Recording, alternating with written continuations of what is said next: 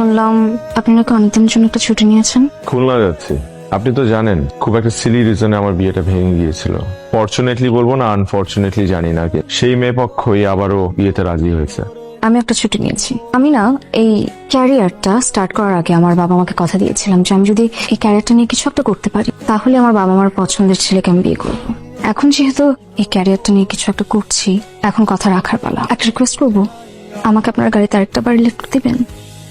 তোর স্বপ্ন পূরণ হয়েছে, এবার আমাদের পছন্দের ছেলেটাকে বিয়ে করে আমাদেরকে খুশি করো, আমরা আমাদের ইচ্ছাটা পূরণ করতে। পাত্রীপক্ষ আবার রাজি হয়েছে। এখন আমি চাই বিয়েটা যেন সুন্দরভাবে শেষ হয়। তোর বাবা তার পছন্দের পাত্রের সাথে এঙ্গেজমেন্ট ঠিক করে ফেলেছে। আগামী শুক্রবার এঙ্গেজমেন্ট।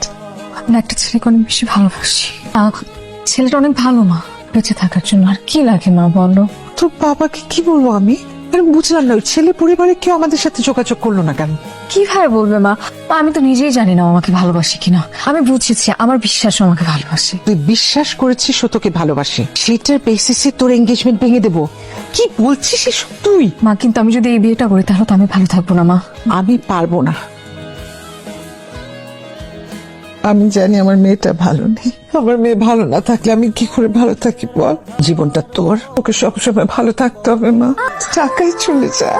তোর বাবা, পাত্রপক্ষ, আমি সব মা আপনি এখানে? ঢাকা যাচ্ছি, কাল থেকে অফিসে জয়েনিং। সব ঠিকঠাক হলো? হ্যাঁ, সবকিছু দারুণ হয়েছে। বিয়ের আনুষ্ঠানিকতা সবকিছুই খুব ভালো হয়েছে। আমার ওয়াইফ অনেক ভালো, আমাদের আন্ডারস্ট্যান্ডিং খুব ভালো। আমার সম্পর্কে এত কিছু বলছি, আপনারটা তো জানতেই চাইলাম না। আপনার বিয়ের সব ঠিকঠাক হলো? হ্যাঁ, সব ঠিকঠাকই হয়েছে। এক্সকিউজ মি, বলো। কার সাথে কথা বলছেন? আমার ওয়াইফের সাথে কথা বলছিলাম। আপনি আপনার ওয়াইফের সাথে কথা বলছিলেন না?